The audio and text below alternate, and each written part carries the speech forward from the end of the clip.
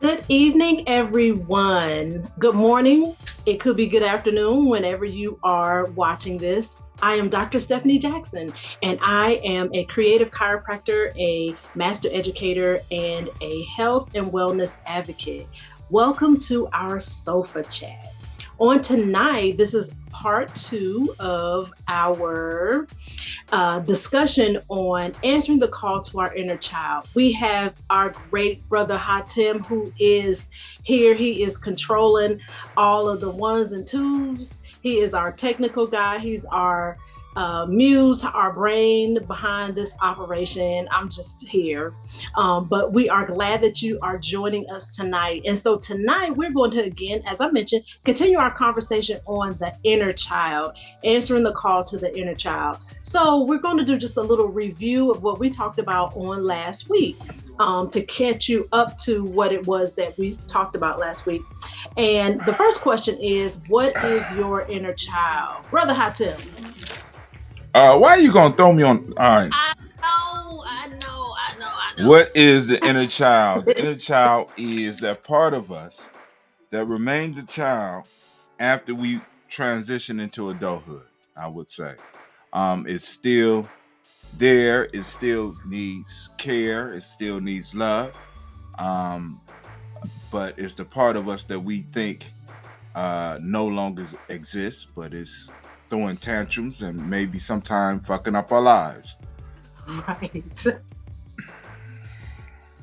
Absolutely. Absolutely. Well, I mean, I couldn't have said it any better than what Brother Hatem said as far as what our inner child is. Our inner child can recall the good times that we've had when we were a child and throughout our lives. Our inner child, as Brother Hatem mentioned, is with us forever. It's always with us and it never forgets, right? So it remembers the good times, it remembers the bad times, and sometimes it comes out screaming for us to address whatever the issues were. If there were good times, the inner child might want us to revisit that, might want us to repeat those. If it were not so good times, the inner child might want us to, hey, let's take time out, right? Time out. Let's work on this right here. It can recall our fears, our traumas, and our neglects. And again, it's a part of us that wants to feel calm and understood and wants to have the warm fuzzies, but it also feels betrayed sometimes. Now, I was doing a little research for tonight's activity, and it sounds like when we do our inner work, our shadow work is very much like us addressing the inner child. What are your thoughts about that as far as shadow work? What do you know about the shadow work, Brother Hatim? Is it the same, or are there two different things? Well, I would have to say because a lot of times when we dealing with uh, how things is given to us in the Western world, we segment things Uh-huh. and put them in groups and when it's all interdependent, when it all works together, so it works together, right? Uh-huh. But the when you do shadow work is more dealing with less of the inner child and dealing with those what we would consider negative and antisocial aspects of ourselves that are not necessarily connected to the inner child, but are connected to the inner child. It's that Right. it's that part of ourselves that doesn't fit into society, the wild man, the wild woman that we try to hide. But Mm-hmm. there's a lot of creative power that comes from that, and we need to learn how to harness all aspects of ourselves, I believe. Absolutely, absolutely. And to me, it sounded like, as I was doing my very brief kind of scathing over, it sounded like they were kind of the same, uh, give or take a little bit. Um, but tonight we're going to talk about the inner child. We're going to do an activity once the rest of the game gets here. We're going to do an activity, our mirror work, where we're going to speak into the mirror as if we were talking to ourselves, which we really are. And we're going to use affirmations. But let me tell you what I learned in my research, that we can say all of the positive affirmations, we could say all of those things, but if deep down inside within our subconscious, if deep down inside, we don't believe them. It's like, say, pouring water on a duck's back. It is going to roll off of us. We can say the most deep and in-depth things, but if we don't believe them to be true, then we are wasting our time. Brother Hudson, what is your take on that? I mean, that's very true. That's one of the reasons. Like when you're doing your like a lot of people do the boards and do the affirmations, you got to have the emotional content in it, and you have to exercise the principle of Imani. You got to have belief and a deep knowing beyond belief. You got to have a deep knowing that what you're saying is reality or going to be reality. You know what I'm saying? So Absolutely. you ain't tell me I had something on my forehead. Go Look, ahead. I just put my glasses on, bro. I didn't see that. I didn't All see right. that. Oh, well, question, Brother Hatem. Is it important, do you think, for the adult self and the inner child to meet? Hell The yeah. adult self being who we are at Yeah. present. Yeah. See, because now your adult self, what your adult self, what you had an opportunity to do is once you recognize that the inner child is something that's there, Mm-hmm. you have an opportunity to extend the protection, the love, and the attention that your child was seeking from other adults. In many Ooh. ways, many of us are treating our inner child in a way, uh, in the same way that we felt that we was treated when we was young. I mean, if we was loved children, more than likely we loving on ourselves. You know what I'm saying? But if we was sort of neglected, we might be neglecting that child. Um, you know what I'm saying? We might be abusing it. You know what I'm saying? Because there's different ways we can abuse ourselves. Mm-hmm. So you know what I'm saying? As adults, once we recognize that there's a need there, we could go on and we could start dealing with that need and start filling the holes that's there for the inner child. That's that spiritual work that we gotta do. That in Gye-Nyame we talk about the 5 parts of being, the intuition, mental, emotional, spiritual, and physical. You got work to do on all 5 of those levels, and Mm-hmm. this type of work give you an opportunity to reflect back on what you need, and then you can start providing that for yourself. You can start doing that work for yourself. So yeah, you can go back. And very similar to when we first began our sofa chats, very similar to when we were talking about the what was that? That's my ambrosia. That's the old strong ambrosia. The kind of I'm put hair on your chest yeah, and make yeah, you muscly. yeah. Yes. I'm coming off my fast, so I am hyped. Go ahead. Right. So, but to be when we first began doing our sofa chats, you remember we were talking about the wheel of life and how there were several aspects of it, not as deep or in depth as the 5 principles that you were just speaking of, but it was the aspects of our life, our daily life. So it was the social piece, it was the emotional piece, it was the financial piece, it was the spiritual piece, it was the sexual piece, it was family, it was finances, it was all of those pieces. And if we don't spend the time addressing those areas in an appropriate way, then our will, so to speak, because it was a will, our will would be out of balance, right? Yep. Right. So on last week, we did some storytelling. Well, some of us began to share some of our personal stories. And I remember what you said as far as storytelling, beginning with our inner dialogue, is our first, or was our first form of technology. Us and storytellers are considered what, griots? Yeah, Did I say that? that's the French word for them. Okay. You know what I'm saying? So I mean the best way we could describe them is possibly storytellers. You know what I'm saying? Griots, jollies, um, but in each family, and we each of us have to be our own storyteller. You know what I'm saying? But for the village and the tribe, there was one person, but we all have stories to tell. You know what I'm saying? And it's a very valuable skill. Businesses are built up on stories. Microsoft started off as a story. Google started off as a story. You know what I'm saying? Huh? How so? Like, all right, I think about, all right, let's say Google.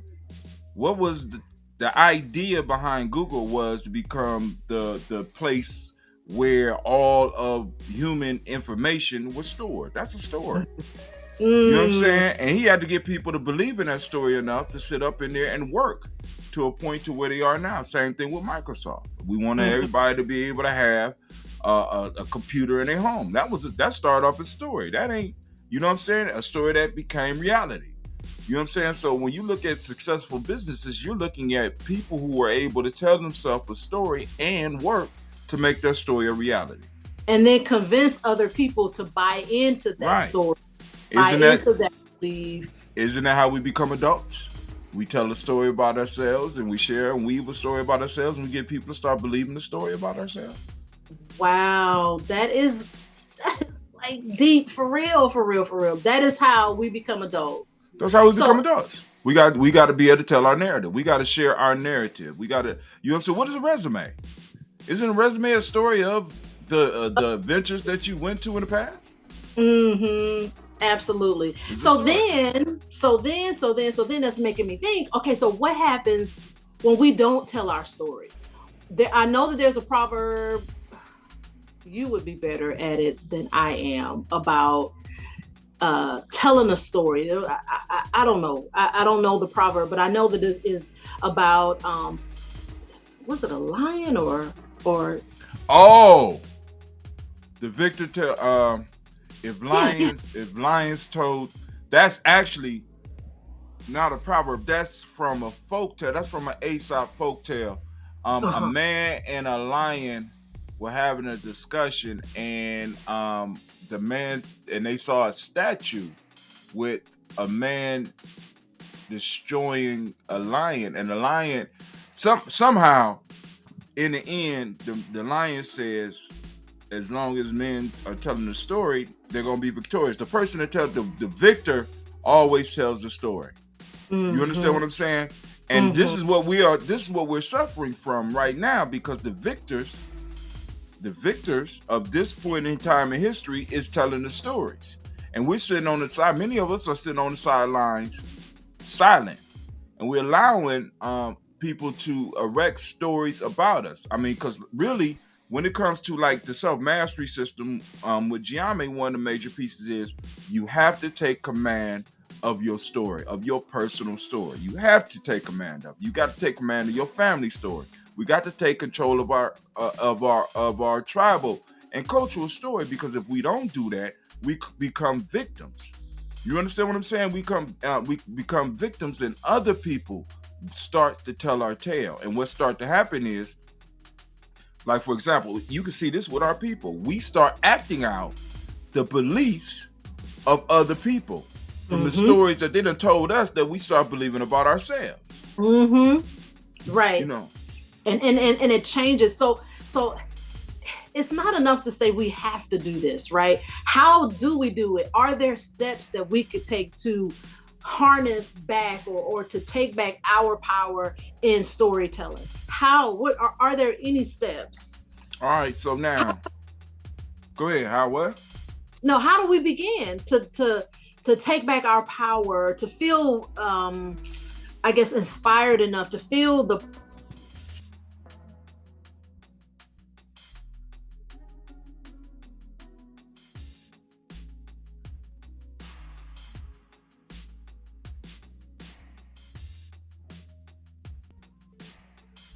I'm back. I think we froze. I was gonna say, it looked like we froze for a split. Yeah, it says my internet is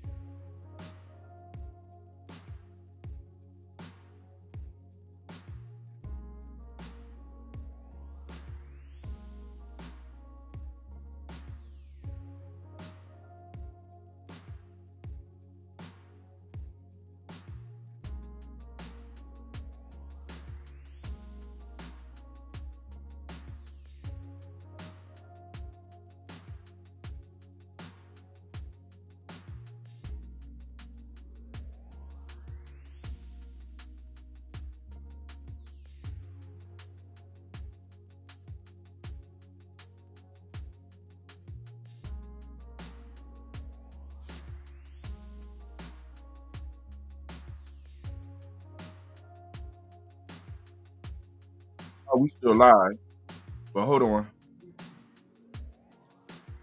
I had to refresh. Never happened before like that. But hey, that's life. All right. Now we're back. Sorry about that, folks. Hope it ain't caused no problems. Right. But hey, we back. And I'm wondering, because we ain't getting nobody. Did you get any text? I did not.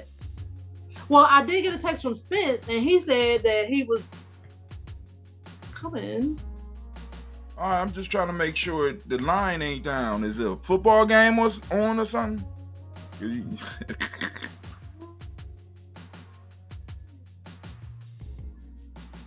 It says, what's cooking? No sound.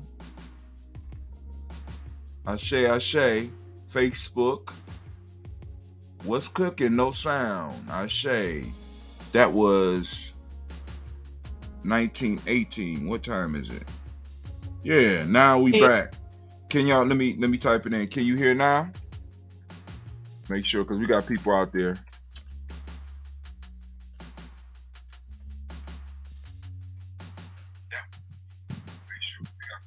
Oh, I hear you. Okay, cool. All right, we got 4 people online. All right, fam. Y'all can come on in. Now let me I'm gonna throw up the picture for a second, the overlay for a second, Miss Dr. Jack, so that we can make sure we get some other people in. Anybody that want to join us, here you go right here. Wow. Come in. We got meeting ID on Zoom is 878-7266-8482. Passcode SofaChat23. Come on in and join the conversation. Let's get this thing popping off the way it should be. All right, because this is a very important piece. We're talking about healing that inner child and other things. Absolutely. So I think where we left off, before we had a few little technical difficulties, where we left off was you emphasized how important it is for us to tell our story, right? Right. See, and connecting it back to the child piece, right? Connecting it back to the child piece, and then I asked you, because it's not enough to say we gotta do it. Because there are a lot of things that we gotta do, but we need to know the steps. And if they could be simple, like what would be a step for us to feel motivated or feel inspired to tell our story? Like, well, how do we get started? How about moving to thriving rather than just surviving? See, wow. when other people are in control of your story, they will only tell a story in a way that will allow you to survive and not to thrive. People that thrive are telling their story. You know what I'm saying? So if you want to thrive, that should be enough motivation for you to start telling your own story. You know what I'm saying? To start building your narrative and start living it. You know what I'm saying? You understand what I'm saying? So, but I'll leave it at that. I'll stop right there. Well, you don't have to stop. But as you are replenishing yourself with your ambrosia, let's talk about this ambrosia water now. But go ahead. Oh, it's ambrosia water? Yeah. Okay. All right. So we don't have anybody else to tell their story here right now other than you and me. Last week, I opened up and shared a story, and I think you might have shared a little piece of a story last week. Oh, you did it? Well, no better time than the present, brother. I ain't sharing no stories. What? I ain't. Hey. You just y'all. Didn't he just get finished telling us that in order for us to thrive and not just survive, I ain't said how you had to tell it on the internet. You ain't got to post it up. You know what I'm saying? So let's talk about where is it appropriate to tell your story. Now, we can do it like this. We can do it in groups, right? Yeah. But the first place to start is, in a sense, with your little exercise that you got popping off, right? Exactly. You know what I'm saying? In the mirror, right? You know what I'm saying? What is the story of your life? Now, in the Gye-Nyame, in the Warrior's Handbook, I got Miss Kim is here. In the Warrior Handbook. Hey, how you doing? Sorry I was late. I'm good. You right on time. Yeah. Man, it's good to hear your voice, man. And you know what? You know why I ain't recognize you, Miss Kim, when you was on last week? Because you remember, you did a lot of the show from Wazadugu. So yes. I didn't get to see you all the time. Yeah, because the signal was bad. And then when you came over here, you had to hit the ground running. So we ain't, you know what I'm saying? But hey, what I want to ask you about before we get further in this, her husband owns a winery. Yes. I want to get some wine here. I want to get some wine here. Okay, I can get that done. Oh, nice. Yeah. Now, Ann is in, if I'm correct, Senegal, right? Yeah, it's in Senegal. Yep. Nice. So, I'm gonna get on with my iPad as well. I'm on my phone now. Okay. How your daughter doing? Is she in the States? Yep, Sue was with me. She was helping me work in the garden. She's good. She's in college. And she's doing real good. Thanks for asking. So back to what Dr. Jacks, I got what I call what's your story sheet. And it's write out your story as it is now. A, the beginning. B, where are you now and how you got here. C, if you stay in this story, where will it end? And then we got the story sheet part 2. Write about your story, how you want it to be, the beginning, where you are now and how you got here, and how will the story end. So one, you're going to write where it is and how you feel about it now. And then the second one, you write about where you want it to be. So you don't have to, in a sense, publicize this type of story. You understand what I'm saying? This is a personal work. All right? You know what I'm saying? This requires a lot of personal reflection. And then from that, you can start building or adding to the story that you share with the world. Right? Using the energy from what you call the inner child as well as the shadow to fuel the best you possible. Because once you work through your traumas, you know what I'm saying, it's going to be very few things out there in the outside world that's going to be able to really affect you or impact you. Right. Or right. Yep. You know what I'm saying? Because once you start working through your own trauma, you're going to see that a lot of the stuff that's happening in what we call the adult world or the business world in some form of fashion has already happened to you in your life. And when and really don't even measure up. You understand what I'm saying? Because business is ruthless, but some of our parents and some of the people we grew up with was even more ruthless than business. Come on. Absolutely. And I think just to carry that statement on even further, sometimes we may have the knowledge. Oh, look at the little one. Hi, Tim's nephew. What's his name? His name is Nunana. He can't hear. Nunana.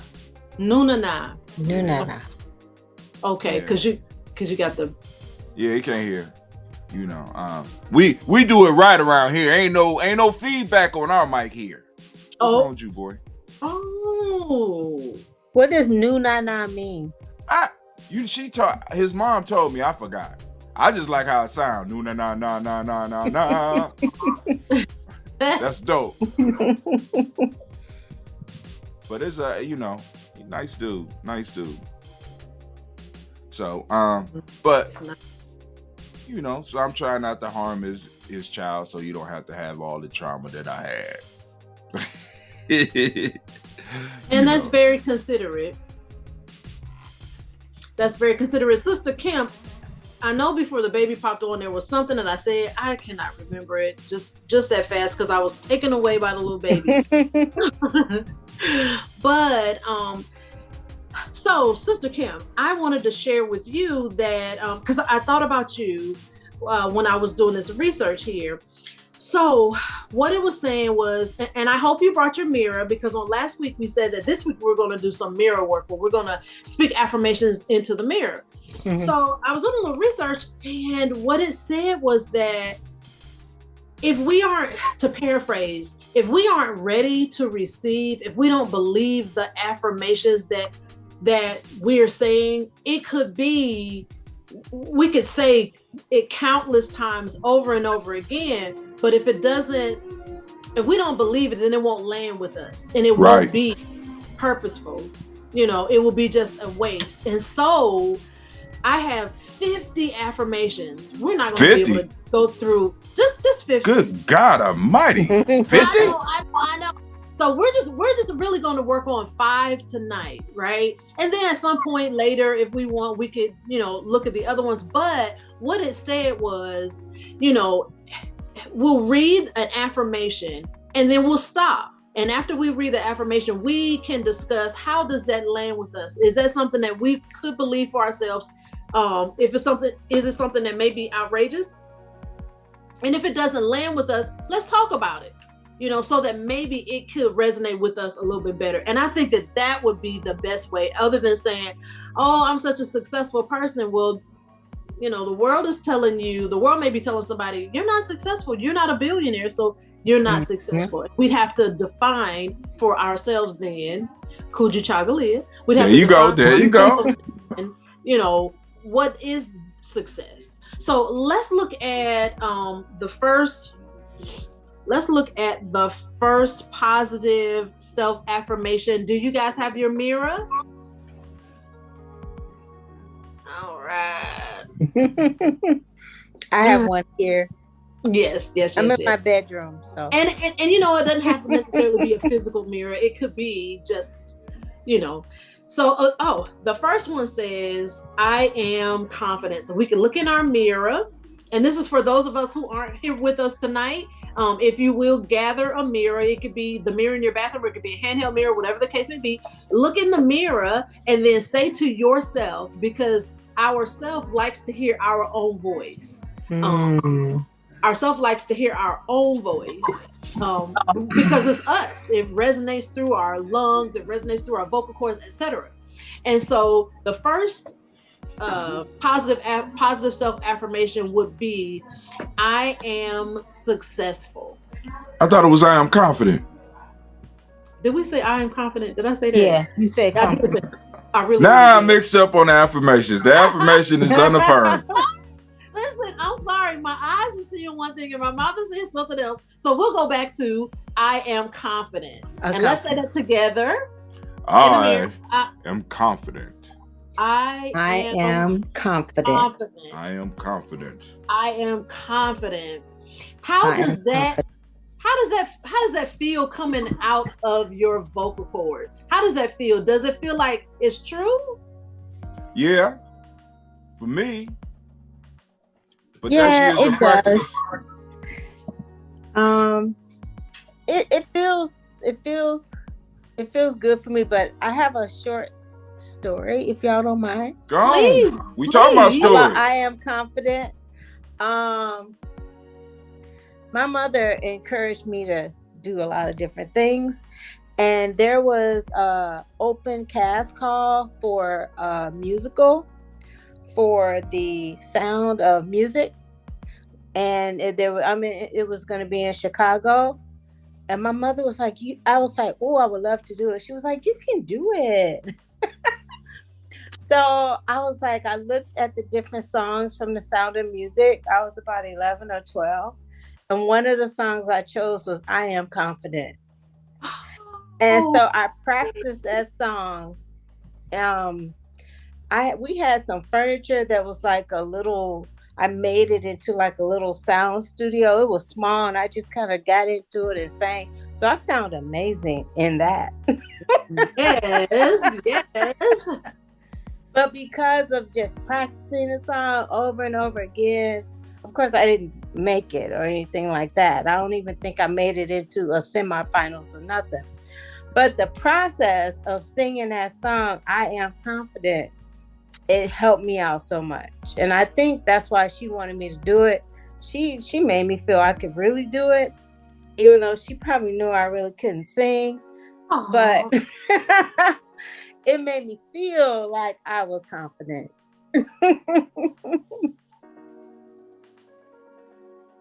Oh,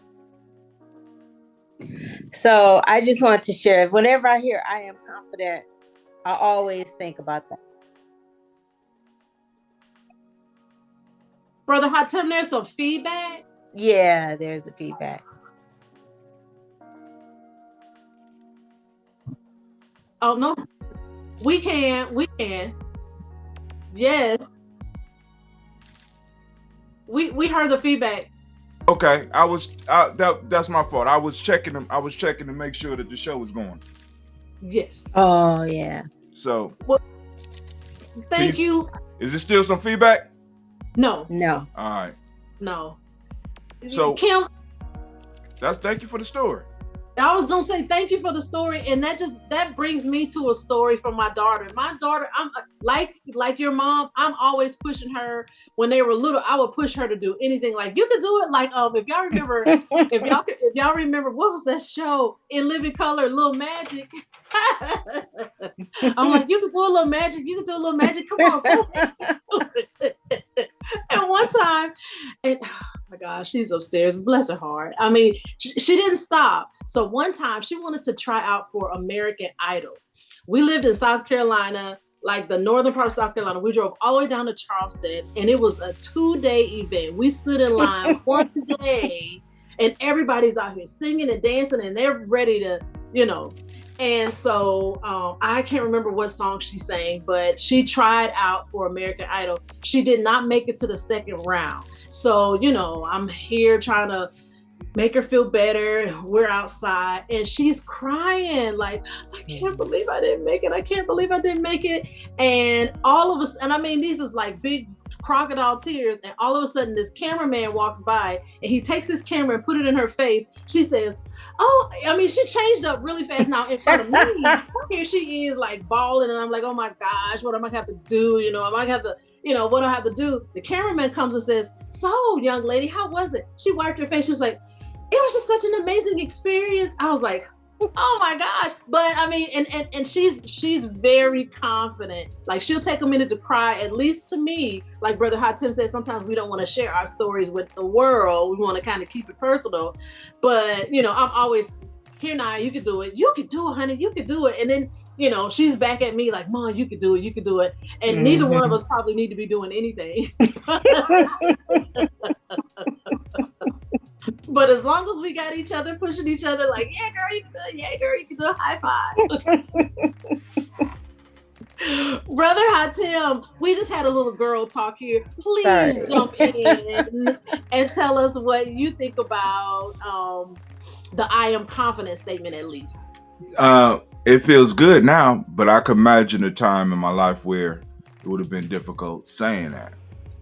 Especially in a situation like this, where possibly thousands of people might be able to see this one day. But it felt good now. But this is years and years of practice. This stuff, for those out there that's like, this stuff works. You know what I'm saying? Because I've been doing affirmations and doing stuff for a very long time. So yeah, it felt natural. It felt good. It felt good. You have now.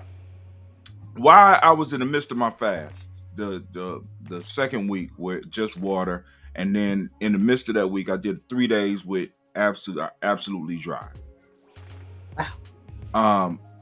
I looked in the mirror and realized I hadn't really looked at myself in a very long time. As you know what I'm saying, I'm like, brushing my teeth and all that, right. But actually sitting there and looking at myself. I have never. Oh my God. All right. Let me get this. All right. Hello. I'm sorry. Oh, you got a phone call. Okay. Hello. So let's see. I'm gonna try to silence the mic. Hold on. Oh yeah, he had to mute himself. Yes. So he's gonna come back and share with us. Let's move to another one. All okay. Right? Let's move to another one. So the next one says, since I flubbed up the first one, this next one says, I am powerful. Oh, that's a tough one. Yeah. Let me look in the mirror again. Yeah. I am powerful. Okay. I am powerful. I am powerful. I am powerful.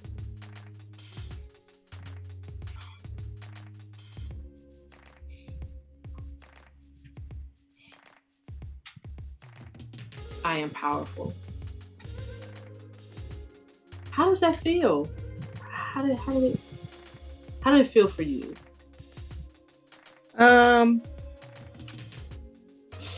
It takes some convincing because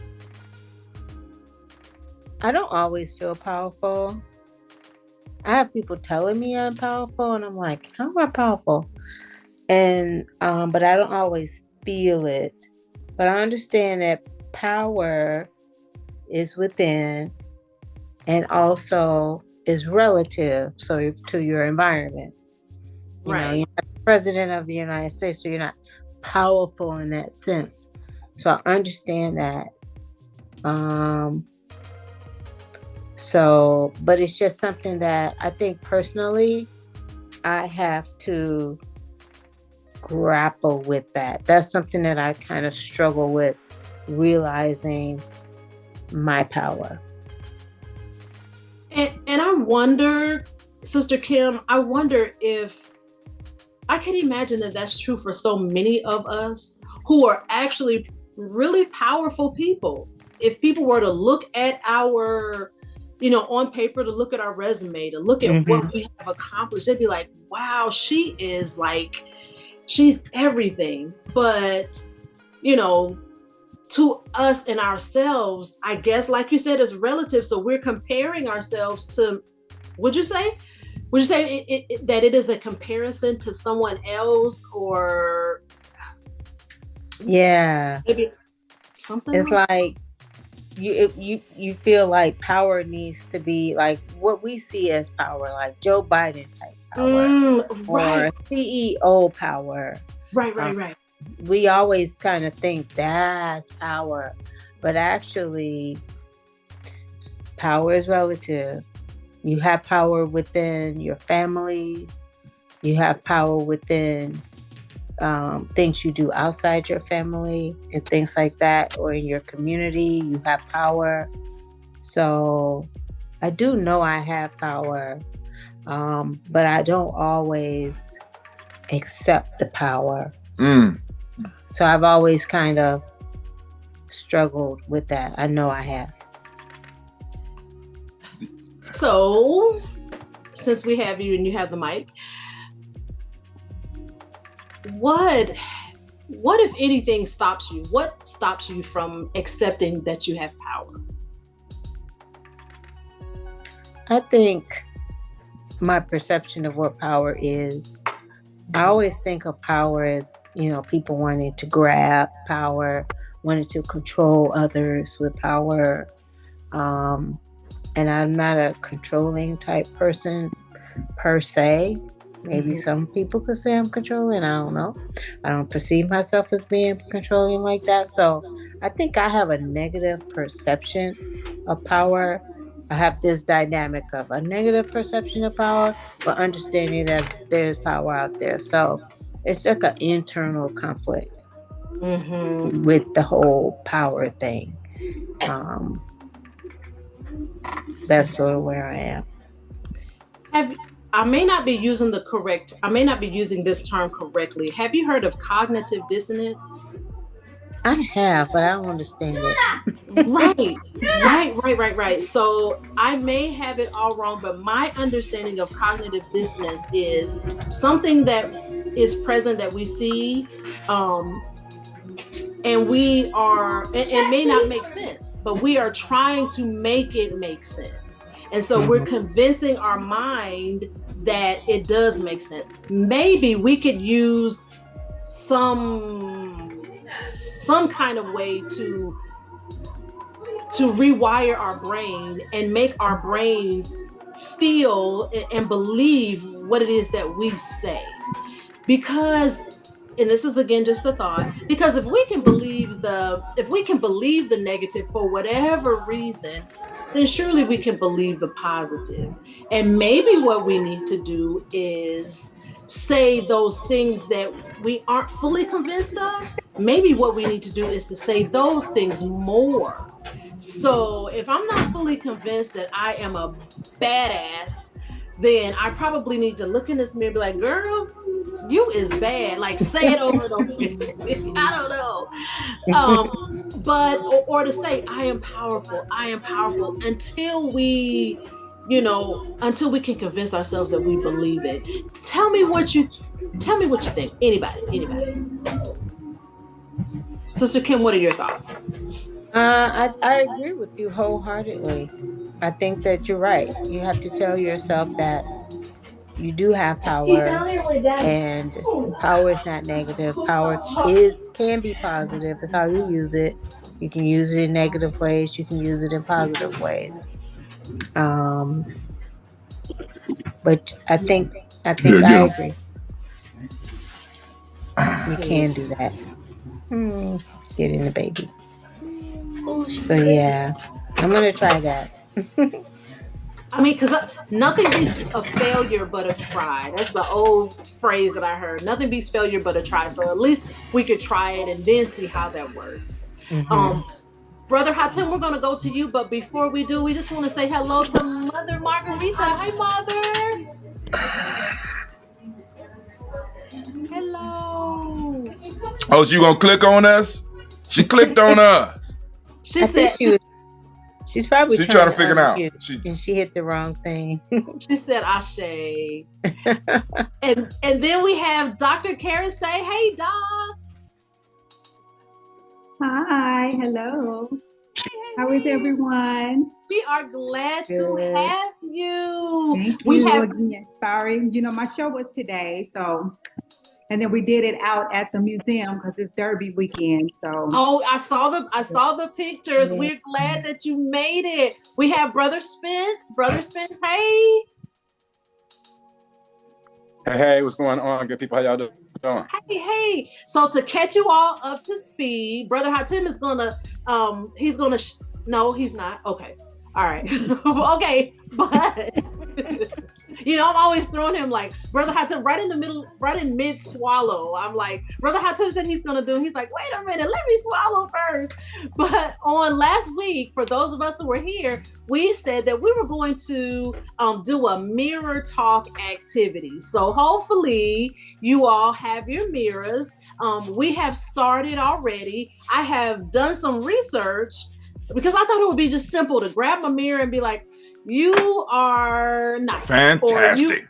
You are nice or you are fantastic. But what the research shows is that it doesn't matter how many times we say these positive affirmations, if we don't believe them some kind of way within us, then we're just saying it over and over again. And so the next thing that I thought of that we could do is, instead of reading this list of 50 affirmations and just going through the list, we could start with just 5, and we could, recite these affirmations in the mirror, but stop at the affirmation. We say one, we stop at it, and we talk about it and see how it lands with us, see how it feels for us. Does it make sense, right? And so we've done 2 so far. The first one was I am confident, and the second one was I am powerful.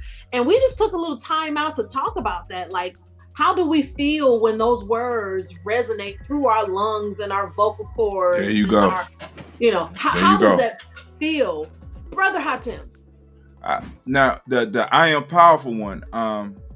Like I'm with Sister Kim on the double-edged sword of power, because there's a piece there. But I don't mind saying that I am powerful one. Like I said, once again.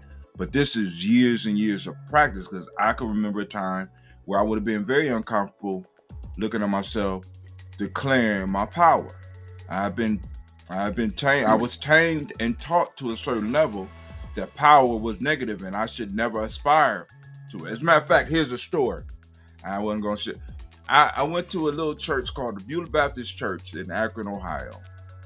And all churches, I ain't going to say all churches, but they used to have, back in the day, I don't know if they still have them, they had special chairs for the pastor, and it was always 3 big chairs. You had the big one in the middle that was taller, and you had the 2 smaller ones.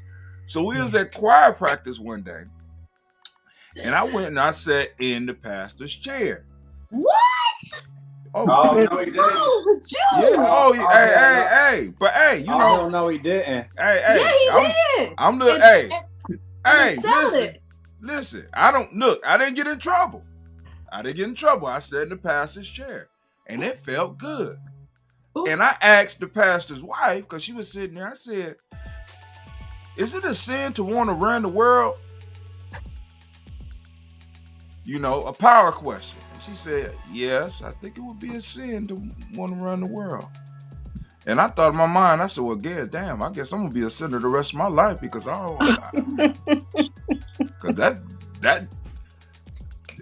that's a sin. Call me a sinner. Well, yeah. If that's wrong, I don't want to be right. I don't want to be right. You know what I'm saying? But once again, that was a story that I had to wrestle with, because there was a guilt that was put on me about wanting to be in a position of power, in a place, in an institution that was supposed to be guiding my soul to a forever place. But I'm being taught as a kid that it's wrong to want to have power. You know what I'm saying? And it's like, so it took me a long time to reconcile that. You know what I'm saying? But I did. You know what I'm saying? Because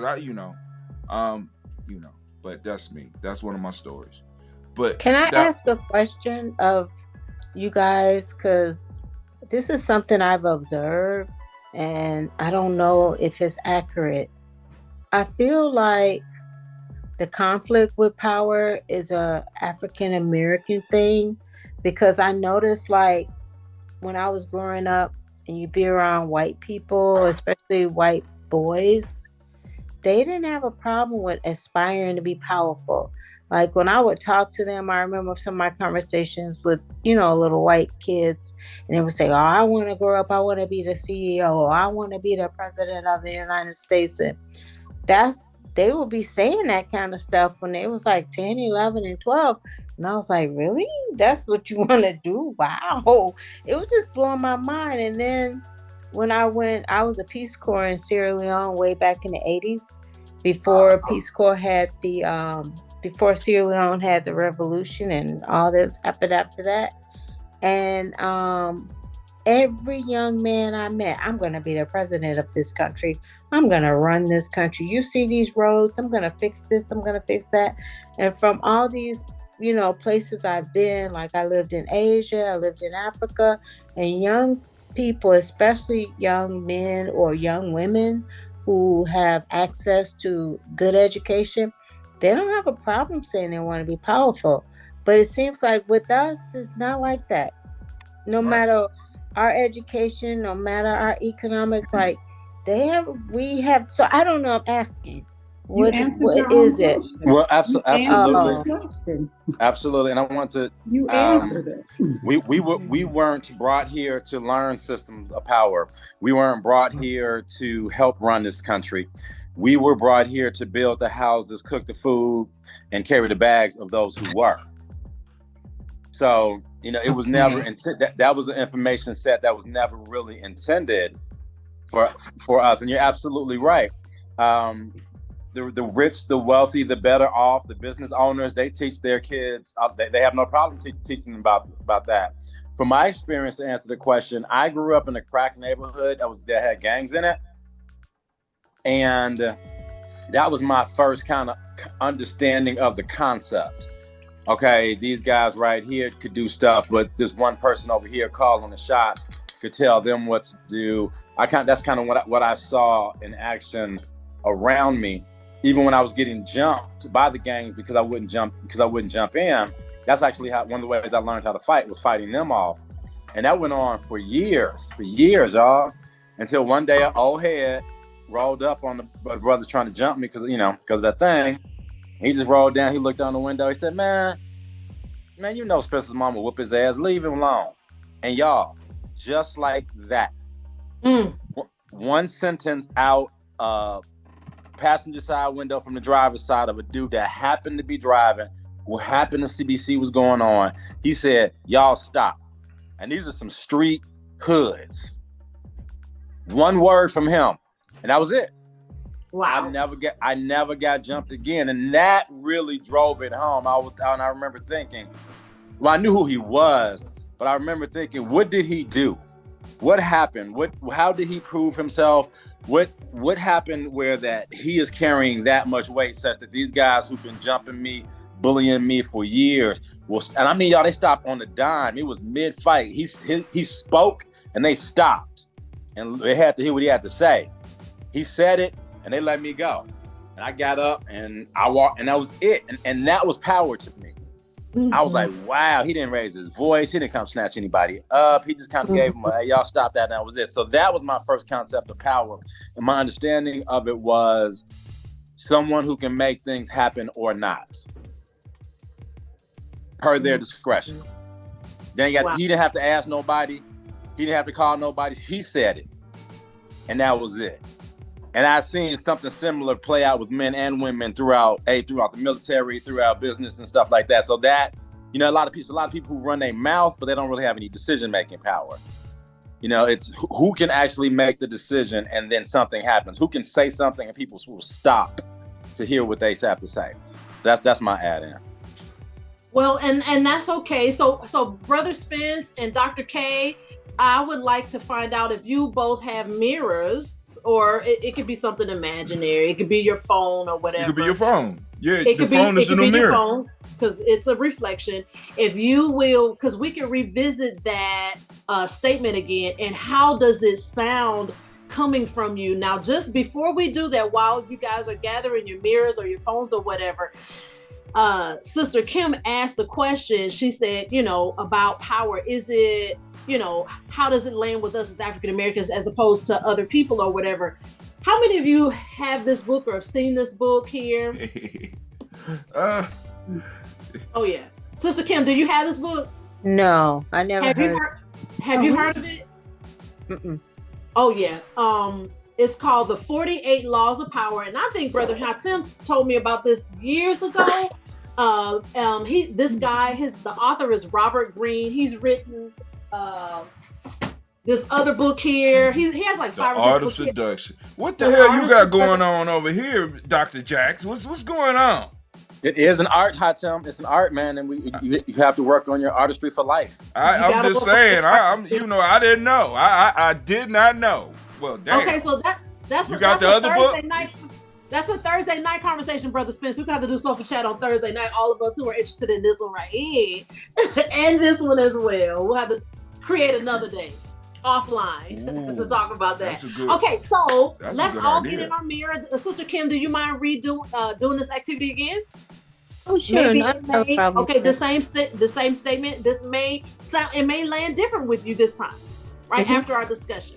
All right, so if you will gather yourself in front of the mirror, and then after this, Dr. K, I want you to tell us what you think. Okay, so if you gather yourself in front of the mirror and you look real pretty, sit up nice and straight, posture all. If you need Is it okay if it's on the wall? It's okay, it's on the walls. It's okay, it's on the wall, Sarah. But then take a nice deep breath in, inhale goodness, exhale any type of negativity or confusion. And then say to yourself in the mirror, I am powerful. I am powerful. Let's say that again. I am powerful. I am powerful. Hell. And then one more time. With gusto, with meaning. I am powerful. I am powerful. Yo, how did that feel? Sister Kim, did it feel different this time? Felt the same or? It felt totally different. I didn't feel conflicted. And would you say you didn't feel conflicted because I don't want to put words in your mouth? Because I felt like saying it again, doing the breathing and the exhaling, it kind of, when you exhale, it kind of got rid of some of that negativity. So it was like, negative go, I am powerful. So I felt like that really made a difference. Brother Hatim. Also, you got to throw in the tribe or the group dynamic into that. The discussion and the tribe and the group dynamic. You know what I'm saying? So because, you know what I'm saying? And the posture. Right. The posture, have you heard of that? Because to you, sister, the superwoman stance. And yes. It's where you stand and you have to think of yourself as that little kid. You know, that little 5-year-old that can do anything in the world. And you have to stand with your hands on your hips. And you're standing up straight, and you felt it, like Sarah was telling you to breathe in and breathe out. Well, it's about your posture. When you're standing up like that, it's and I don't want to say it's ego, because that's not it. It's all scientific. You are breathing in and breathing out, and you're allowing oxygen to move through your body and elevate through your brain and through your blood system. And you're saying these things to yourself, and your body is open to receive it. And you say it, I am powerful, and you are elongating everything about you, and you are exerting yourself in all of it through you, throughout your body and throughout your stance. And you say it and you start to feel it. You think of yourself as that little boy that's there with that sheet around his neck. Yep. You know it. You know it. With his little superhero outfit on, or you a Wonder Woman. You know, I think we all know that's actually where that came from. What they're all talking about. And you believe it and make it so. Right. Believe it and make it so. And when you finish, as they always say, it's I say, Ashe. One of my favorite movies is Enter the Dragon. And at the beginning I watched that with my dad. Oh God, don't get me started. At the beginning of Enter the Dragon, Bruce Lee was doing a lesson. He was doing a lesson with a young boy.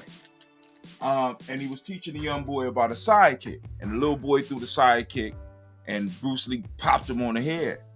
And he gave him a lesson about the sidekick. And he said, when you do it, you must do it. And Bruce Lee said like this, emotional content. When we say these, like she said, with the stance and the attitude, you got to do it with emotional content. This is what pushes it over. This is what pushes it over the edge, because those emotions added on to the affirmations is what gives it power. Emotion, energy and motion. So when we throw the emotions on it, we get past the conflict and we feel good about saying it. And when we say it, it makes us feel good. It makes us want to say it again. And it helps push us through to be able to actualize what we're saying and push that belief that you was talking about, Dr. Jack. Amen. Ashe. Brother Spence, did you have something to say as far as how you felt about it? Because I would like us to. I think Dr. K and Hatem just really knocked it out the park. Oh. But I didn't want to go. I wanted to go ahead and testify if I could. Please. Just go ahead and give y'all a testimony. So right now I'm in my home in DC. Okay. And yes, this is right now. Y'all are looking at Northwest DC. So Georgetown is right there. If you can see my finger, Georgetown is right here. So when I first got this place, but to make the long one go away, y'all, let me just be honest with y'all. I had this home probably for about a half a decade before I really believed I deserved it. Man, dude, oh my god, oh my god. You know what I'm saying? So, and when I got here this time, and I walked in, I just praised all the creators that this was one of the first times that I was able to walk into my space and enjoy accomplishments, enjoy life, and saying, you know what? This is fitting for you. You do deserve this view. You do deserve this. I mean, and it's, I'm not like, Mr. Drummond on different strokes, but I do all right. I'm okay. But it took me a while to just really be okay with the niceness. And a lot of that, love my mom, but she was a teacher and she had a teacher's mentality. She had a teacher salary mentality. You can have like a little bit, but after that, it starts to get too much.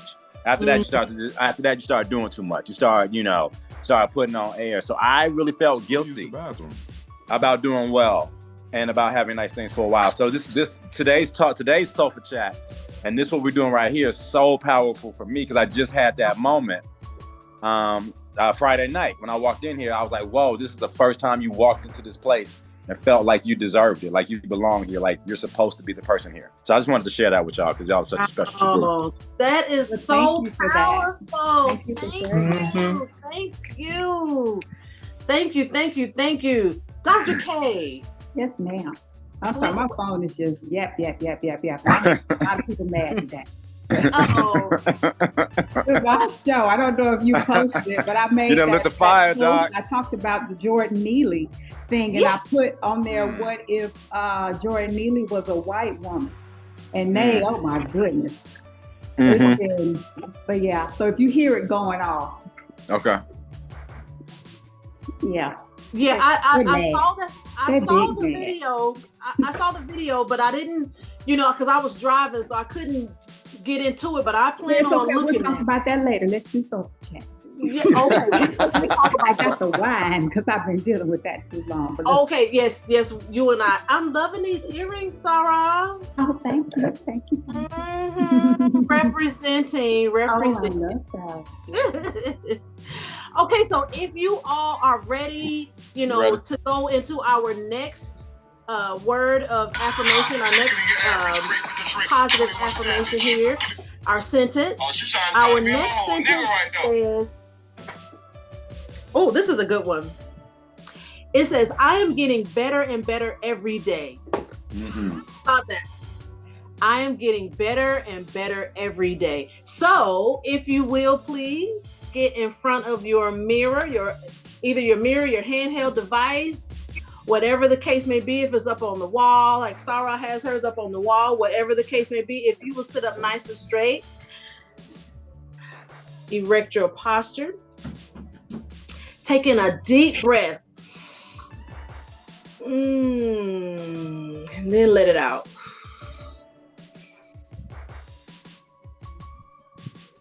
And then look in the mirror and let's say this together. I am getting better and better. I'm getting better and better every day. Every day. Let's do it again. I am getting better and better every day. Every day. All right, let's do it again. I am getting better and better every day. Every day. How does that feel? Because better and better, it encompasses so much. It could be better and better in terms of our looks, in terms of our body, in terms of our finances. How did that feel? We could start with Dr. K. How did that feel? It feels, for me, yes. Well, personal story, I have ADHD. I am one, have always been one. I do a million things all the time. And Okay. I have learned how to manage it. And that is how I have learned how to live. And I used to be at a point where I would have all of these little things going on, but nothing was to completion. And it Come was on now. Talk always slow. something going on. And I know you heard the term where you could be, what is it? Skilled at a lot, but a master of none. A jack of all So trades. I had a lot of that going on. And so even with school, and it skipped past me a lot because I was always smart. And so that is what people always, they thought that it was normal. So when I would pick up a book and I would just read right through it, and then pick up another and read right through it, then they would just think that, and then go outside and jump rope, and then want to come back in and play with the chemistry strip, do all kind of crazy stuff, like that. Then they would just, well, she's just so smart. She's so nervous. Oh, I was crazy. No, I don't want to say that because that's not. I know that was I was just being funny, trying to lighten the mood. But I was all over the place.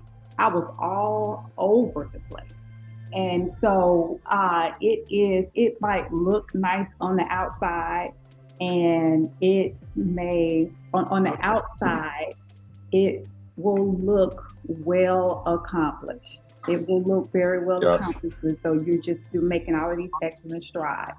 And so when I finished school, my bachelor's is in applied physics mathematics, and that is it's an engineering and computer science based mathematics. And so in Tuskegee, I came up during a time where Ford and NASA and all of that was doing a lot of money in the Tuskegee for engineers. Okay. So from 9th grade on, every summer, this group of us, we were in summer programs to be engineers. And so that's where that came from, long story short. So I went through that, went to grad school, did all of that teaching, all of that wonderful stuff. Got all of the accolades, but worked at NASA, worked at Ford, did everything I was supposed to do, looked good on paper. I was so unhappy. I was so unhappy because my life was not fulfilled. I'll skip through all of that other stuff, and that's how I got here. Once I got my life managed, and I got better at managing what was going on with me, and starting to, what made me feel better was closing out things and managing my life, and getting better at what made me happy, and got better at managing the chaos and managing the quiet. Got quiet within me because I was the chihuahua. Everything about me on the inside, because I was everywhere. And I do now. I still have a lot going on, but it's maintained now.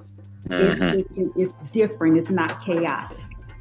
Because it's always going to be there. I always have to have a lot of things going on. I don't have so much going on, and it's managed now, and I know how to close things out and either expand on what I already have, or I will add to it, or close that out and move to something else. I know how to manage, but more than that, I have peace.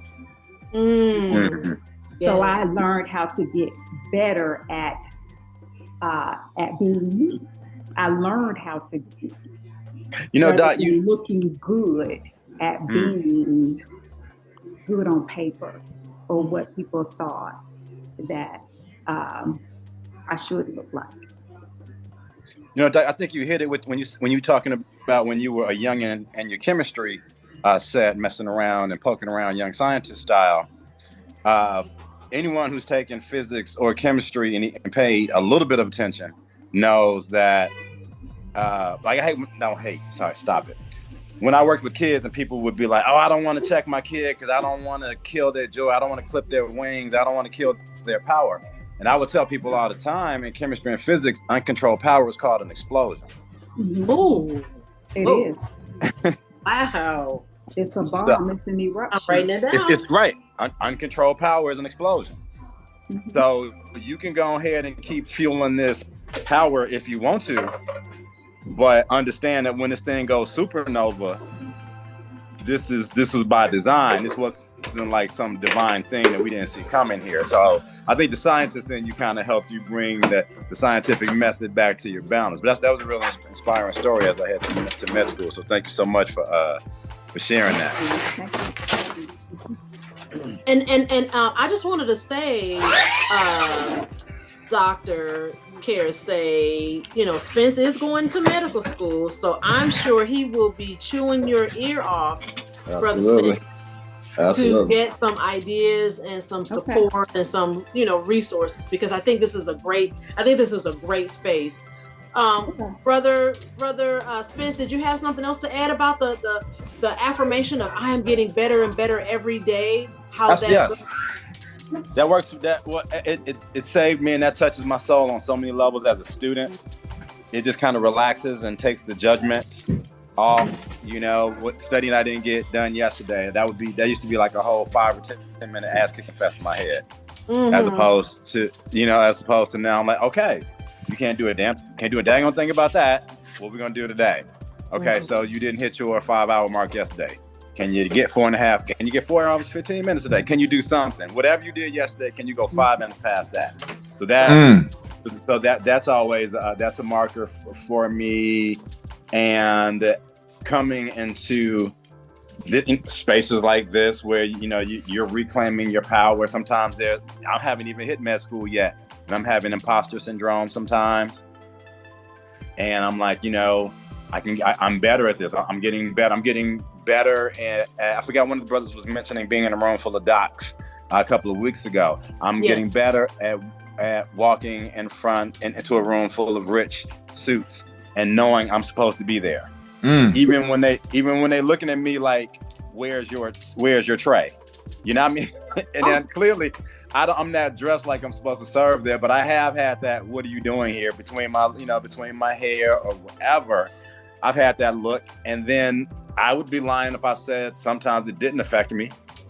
I know what I know, and I know what I can do, but it's still, it's the thought is there. It's there. It flashes across the back of my head sometimes. So I'm getting better at being like, no, I belong here. No, I can study more than I did yesterday. I can get better at forgiving myself when I don't and when I fail. Now that real, as a student who is studying and trying to remember a little bit more and more every day, that I can't tell you. This is like probably my most powerful self-chat. Wow. Thank you for that. Thank you for that. Sister Kim, how did it land with you? How did it resonate with you? The better and better, I think that it's something that I've encountered as so many times in my life. Like when I was growing up, my mother would say, for us as African Americans, every generation we should do better. She instilled that in me. So I felt like, okay, I gotta do better than she did. I was like, okay, what is better? So she always instilled that in me. And then when I had my kids, my oldest, she played tennis. And I remember one of her tennis coaches saying, she's at the point where every time she steps on the court, she gets better. And so I was like, okay, so it's not like, she's not a great player, but every time she steps on the court, she gets better. And then my kids also did Suzuki. Suzuki is like a method of learning music. So they did Suzuki violin and Suzuki flute. And, you work one-on-one with the teacher. And the teachers also say that, every song they get better. And so that whole getting better thing, I just encountered it at various times in my life. And so I think that that's something that, as it relates to my life, I'm comfortable with getting better at something. I don't have to be great as long as I'm getting better. And Yes. it doesn't really bother me as much. So I like to kind of push myself, like every year I always try to do a project, you know. Mm. And so last year my project was cycling. I wanted to cycle 100 miles. And so it was really hard because I'm not like a athlete, but I was like, I'm gonna do it. And every time I would practice, I got better. Mhm. And so Mhm. I was like, as long as I'm getting better, I'm okay. I don't win, I don't come in first, but I get better. That's So right. I'm okay with that getting better. Good, good, good, good. Thank you for that. Thank Okay. you. Dr. J, when she talked about the being an athlete and getting better every day, one of my learning coaches actually told me, I love how she corrected my thinking with the stress. She said, practice doesn't make perfect. Practice predicts performance. Mm. Mm-hmm. Whoa, I'm writing It that sure down. does. Mhm. It sure and does. and she's like, so I was getting Doc, I was getting jammed up with the equations, with dimensional analysis, and just the shift and some of the conversion factors, which is locking me up. And she was like, and when she was looking at my homework, I would get frustrated and stop. And she said, that's what you're practicing. You're practicing Mm-hmm. getting to a point of frustration, and you're stopping, and that's what your brain is doing on exams. So, Mm. and she's like, so you just need to practice relaxing through those moments of frustration and opening your brain back up, and then we're gonna see some improvement. But yeah, practice does not make perfect. It predicts performance. Yep. Wow. That's what I talked about with the issue that people have with the vision boards and Mm, manifesting. And because mm, that's the bridge, that is the Mhm. bridge. You yes. practice for getting over the bridge. When you are running the marathon, you know that you have worked out. You know that you are physically capable of doing it. However, what happens when you pull a hamstring? Right. How are you going to react? Are you going to freak out and stop? Or is that rote memory going to kick in and then you're going to go, hey, I've been here before. I know what I need to do. Or what happens when your Mm, shoelace breaks? Whatever the case may be, when you're running that marathon, anything can happen. And so those are the moments that you're planning for. You're planning for how do you get over that bridge or those stumbling blocks that are in between knowing what you want and where you want to be. So Mhm. that is exactly what I meant, Like what I that. was talking about. Thank you. Hmm. Thank you. Thank you, Sarah. Thank you. Brother Hatem, how do you feel about the phrase, I am getting better and better every day? How did that resonate with you?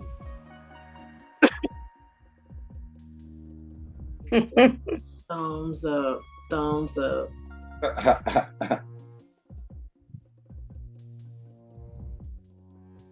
Going through because we having some more technical problems, so I'm getting better at doing this every day. Right Okay, now. you're getting better So and better every let me go on day. and get back on it because something's afoot. Okay, okay, okay. Yeah, I think that's important. I embrace the phrase, I am getting better and better every day. I work on that. And I'm very thankful that I am getting better and better every day. I'm like all of you, like I'm a combination of all of you. I'm a workaholic, a busy bee. I get kind of confused when it comes to certain things. I get frustrated with myself. But then I suppose maybe I'm just kind of getting into my age. I'm kind of just feeling comfortable in the age that I am and realizing I don't have to do all of that. Like that's just too much. Get somebody else to do it. Like let me just be, let me just enjoy, let me do what I want to do. I've accomplished, but I haven't accomplished everything. I still No. have a whole bunch of things on my bucket list to do. I just check off when I check them off, but Yeah, I'm getting better every day. And I feel good about that. Yeah.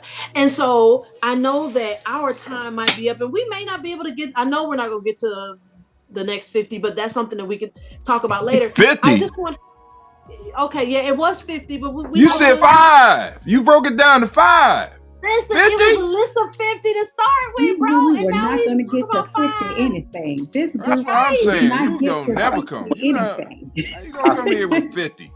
I'll stick with however many super chats it takes. So let's get. I'm with you. Let's go. Oh, Let's go. God. Okay, 50. okay. God damn. Oh, okay. Lord. Okay. But we may have time for one more tonight, but I wanted us to just think about, let us just kind of rest in this thought that all of us are better than we were when we were younger. How can we take this information that we have now, this confidence that we have, this getting better, how can we take it and translate it to our young people that are in our lives, whether it be our children, whether it be, you know, grandchildren, neighbors, anybody that's younger than us? How can we make it better for them? How can we use this or these activities to make it better for them? Brother Hatem? Demonstrate. Okay. Put it into practice. Our children learn by what we do. You know what I'm saying? They learn, they you know what I'm saying? And if they see the confidence in you, they're going to imitate that. I mean, if we look at a lot of things that a lot of us do. Matter of fact, let me say this. You know how I learned how to fight? I imitated Godzilla. Imitation. Godzilla was a hell of a hip tosser. I don't know if y'all noticed that. Godzilla could hip toss. Not until you said it, but sure enough, he was. He hip tossed him out. I learned how to hip toss from Godzilla. I watched Bruce Lee movies and shit like that. So I learned by imitating. Even some of the phrases in how things would happen in conflict, I got from movies and watching TV. I imitated. You know what I'm saying? In classrooms, in dealing with people, I imitated my grandparents in, like, for example, in developing relationships, right? You know what I'm saying? We imitate. So when we practice, we demonstrate to our children what works, because they're gonna pick what works from us, right? You know what I'm saying? And just allow them to get it. They'll get it. Very good. And that reminds me of, thank you for that, Brother Hatem. That reminds me of when my children were little. I just wanted to do things different. I wanted to do things way different than I knew, way different than was done for me. So what I would do with Naya is I would every single day until she got tired, and I didn't even care. She was about 6 or 7 by the time we stopped. But every day I would tell her to recite this. I am, how was it? I'm smart, I'm pretty, my mama loves me, my daddy loves me, and I love myself. Now today I know they have more advanced. This was almost 28 years ago, but this is what I would tell her every day. I would tell her to say, I'm a pretty brown princess. My mama is a queen and my daddy is a king. What was the other thing? I love myself. My mama loves me. My daddy loves me. My brother loves me. When Doobie came along, and I mean, I would just say this, have her say this every single solitary day. Now she thinks she's the queen, and who am I to argue with her? But and the same with my Doobie. When he came along, I would just recite this, and it might sound like mumbo jumbo, but I mean, if they can watch cartoons and be impressed by cartoons, if you can watch Godzilla and be impressed by Godzilla, why not be impressed by these words that that we recite? All right. And before we go, let's go over one more, you guys. Oops, wrong password. Okay, here we go. Okay, now someone else said this before. The good brother Deion Sanders said it, but this one says, look good. This one says, I wake up motivated. All right, so let's sit up nice and straight. Right. Deep breath. Ooh. Let's This one I ain't gonna sit up here and lie. I ready to say, yeah. I can't say this one. I ain't gonna wake up. I ain't gonna lie. I work on that one. I do. Yeah, I have to do. Is it a struggle? I have to do the high five. I do. Some mornings I have to do the high five method. What's that? I have to make myself get up. And yeah.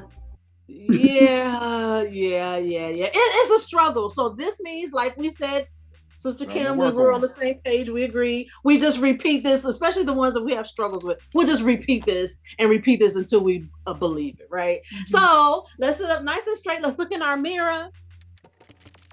Take a deep breath in and let it out and say, I wake up motivated. I wake up motivated. Dr. K, I didn't hear you say, I wake up motivated. I wake up motivated. I wake up motivated. All right. Brother Spence, is that a tough one for you, or? Nah, that's actually when I felt good to hear you say that, because I'm actually good at that now.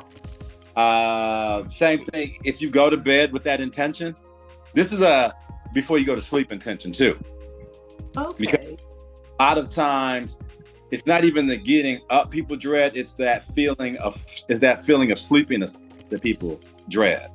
And you can make your mind and it's a feeling, like you can choose to be angry about that. I personally believe, and I've experienced, that you can change your mindset about waking up. And I've done. I used to hate getting up. I used to sleep all the time. My mom thought something was wrong with me. She thought I had Negrolepsy.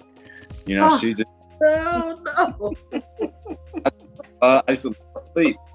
Then after a while, I think I tried it one day, and I looked up and I got up and I looked at myself. I said, dude, you look tired. I said, you don't look motivated. You don't look like you would lead like nobody would follow you anywhere right now.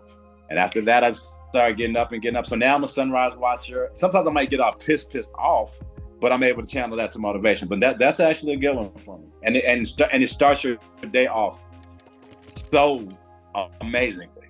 Mm-hmm. It puts it at an edge over other people. Wow. Well, thank you for that tip to maybe say, I'll try that tonight before I go to bed and be like, I'm going to wake up motivated. I mean, go to sleep. I just wonder about that though, because I don't know, like, I'm sorry to cut you off. I'm kind of thinking out loud. I have to create my dopamine. I understand what you're saying, sis, because I don't. I have to follow. It's the high five method. I don't know if any of you follow Mel Robbins. I just love her to death. But for me, especially when I'm on call, or sometimes you just have those days for whatever reason it is. But especially if I'm going or have those really, really hard days, and those extra challenging people that are just draining on the soul. You know, there's a different kind of tired where people just drain your soul, and it's not a physical tired, you know? So I just get up. I don't want to, I just do it. I just have to. There's no snooze, there's nothing. Mm-hmm. But I know that when I get up and I'm going about my normal routine, because part of my ADHD is I have everything already planned out, and I do the same thing every morning. I know once I get up, because I also don't create spaces of regret. So I go ahead and I do the things that I'm supposed to do, and I do the things that are on my agenda, so I don't have anything to feel bad about later. So I still get up, do what I'm supposed to do, and I know that by the time I finish my yoga or I have my coffee, that my dopamine is kicked in, and I know eventually I'm gonna feel better. So yeah, I might get up and I might be dragging around a little bit, or even my heart may be heavy, but I know that, as you say, that I am going to get better as the day goes on, because I know that after my meditation and after I do those dopamine elevating activities, that it's going to get better. So no, I don't. My eyes don't pop open, and I'm going, yes, I'm motivated. That's not it. I don't feel that way. Yes. But I know that it's coming because I want to feel better. But in that moment, I don't. That's true. I don't see it. But I know that I've been there before, and I know that it's coming. But I know I have to go get it. I know that I have to get up and I have to bring it to me. Happiness is not going to break in my ankle and come after me. I have to meet it at the door. And because I know that and it helps if you know that there is something that excites you. Yes. Do that first. Right. Do that first to start your day off.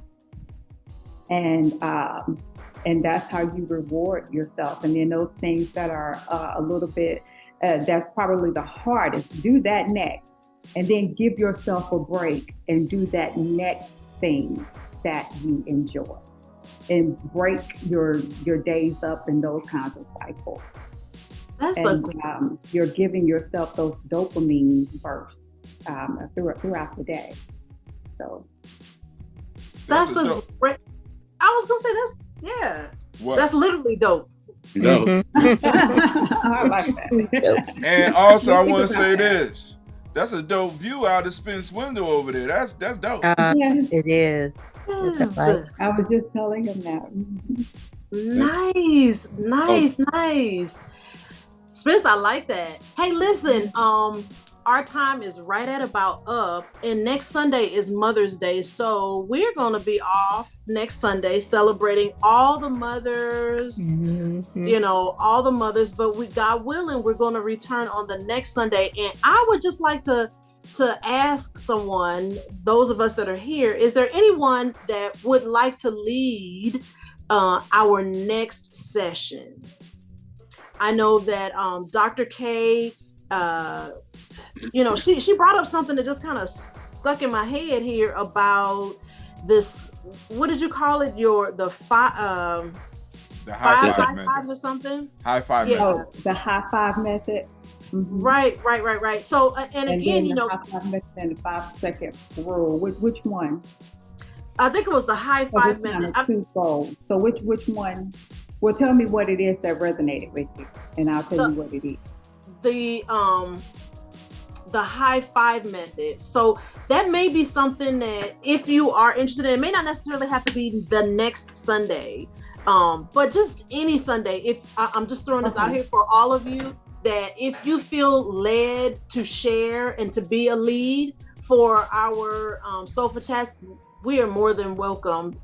You are more than welcome, and we're more than happy to accommodate that. So if not this Sunday coming, which is Mother's Day, but the next Sunday, if there's something that you have in mind right now, the top of your mind right now that you would like to share, just kind of let me know. I can't do it that next Sunday because my show is that day, and I can't guarantee that I'll be back from the station to be on time. Okay. I will definitely do it on a Sunday where I'm not doing my show because I can be on time. Okay. So just in case I'm at the station, I can't guarantee that I'll be on time if it falls on a Sunday where I do my show. But absolutely, I would definitely do a topic. That would be great. And if you would just let me know so that we could promote it big. Yeah.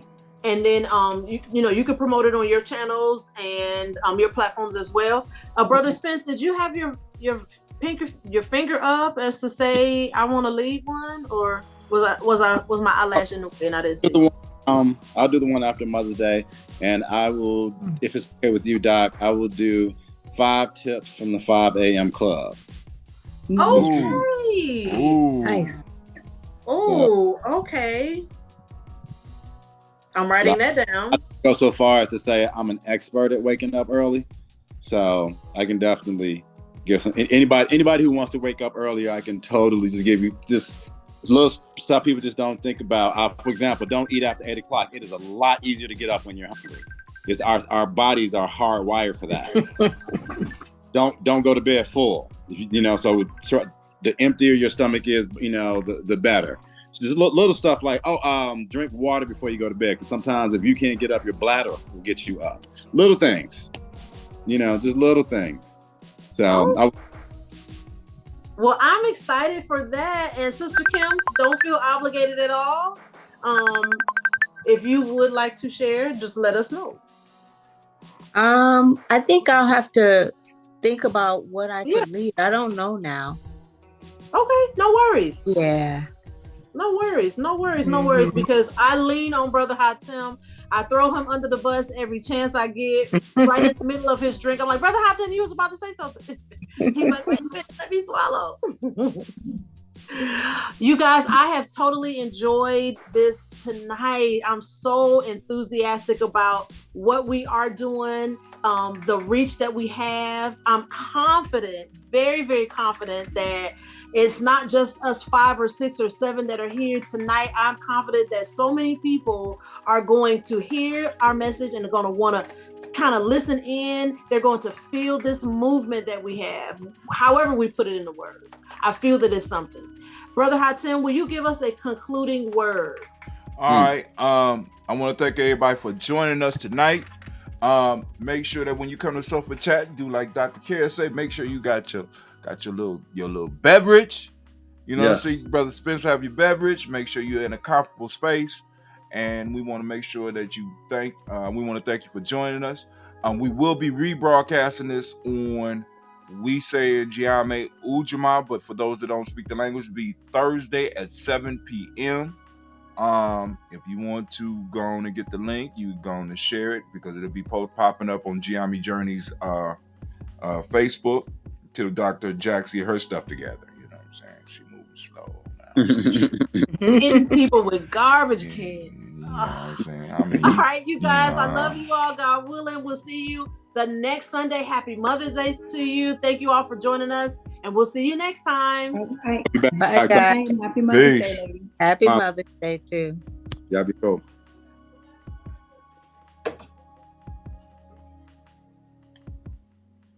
Thank you, Brother Hatem. Hold on, let me end the stream. Boom, graphics.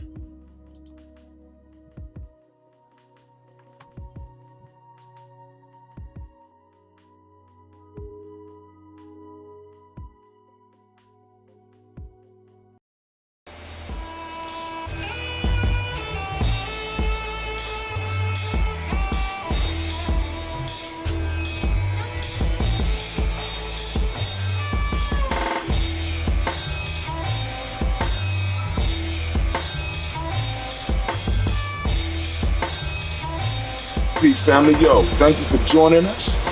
Right? And I'm thrilled to announce the fact that we are now releasing our first free e-course. Come and learn about Gye-Nyame Journey. See some of the stuff we do.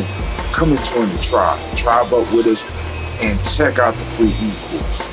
And make sure that the URL pop up right about here. And it'll probably be somewhere in here. Check us out, family, because we are building. Come and learn about Gye-Nyame Journey, and let's build together.